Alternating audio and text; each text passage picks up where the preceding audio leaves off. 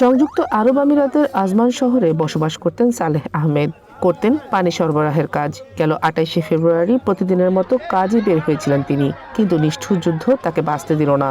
Israel, America ও ইরানের মধ্যকার চলমান সংঘাতের প্রথম দিনই প্রাণ হারান এই রেমিটেন্স যোদ্ধা।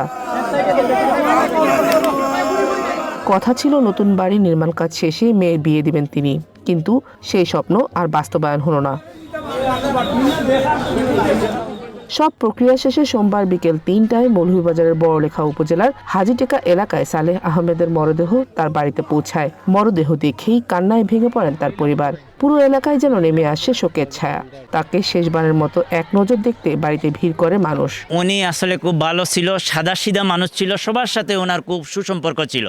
আমরা এই ৫,৫০০ মানুষের বসবাস গাজীটেকায়, প্রায় ৪টা ওয়ার্ড, আমরা আসলে সবাই সুখাহত।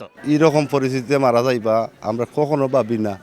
ইরানের মিসাইলে তাই নাগাতে হয়েছেন। এখন আমরা সরকার কাছে ওখানে দাবি তার একটা ছেলে অসুস্থ থ্যালাসিয়াম রোগী আর অসহায় ফ্যামিলি, আর কোনো আয় রোজগারের মধ্যে নাই, একটা তার সহযোগিতা করা লাগে আমরা আবেদন আমরা আত্মীয় স্বজনের সরকারের কাছে জোর দাবি হইল গিয়ে আমার মামার ফ্যামিলিত আমার ৩ ভাই ১ বোন, আর ভাই একটা থ্যালাসেমিয়া তার ট্রিটমেন্টের একবার লাস্ট স্টেপও। আপনারা জানেন থ্যালাসেমিয়া ট্রিটমেন্টের লাগি প্রতি মান্থে ব্লাড দেওয়া লাগে।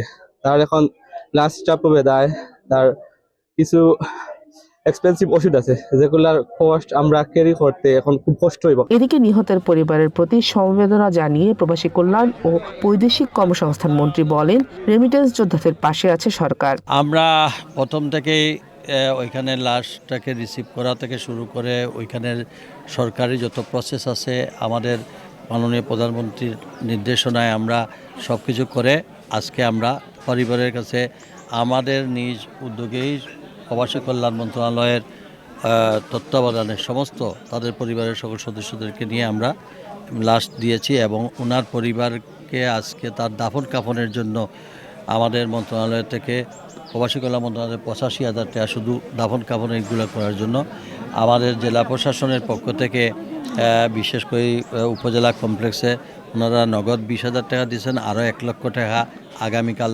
দেবেন। প্রশাসনের পক্ষ থেকে সালেহ আহমেদের পরিবারকে সার্বিক সহযোগিতা করার কথা জানায় জেলা প্রশাসক। তাৎক্ষণিকভাবে আমরা উপজেলা প্রশাসনের পক্ষ থেকে তাকে আর্থিক সহযোগিতা এবং জেলা প্রশাসনের পক্ষ থেকে আর্থিক সহযোগিতা করা হচ্ছে। আর তার সন্তানদের ভরণ পোষণের জন্য স্থায়ী কর্মসংস্থান ব্যবস্থা আমরা করব। আর তার একটা সন্তান অসুস্থ, তার চিকিৎসার সামগ্রিক ব্যবস্থা গ্রহণ করা হবে। সোমবার বিকেল 5টায় বড়লেখা উপজেলার পৌরসভার গাজীটেকা শাহী ঈদগাহ মাঠে জানাজা শেষে পারিবারিক কবরস্থানে তাকে দাফন করা হয়।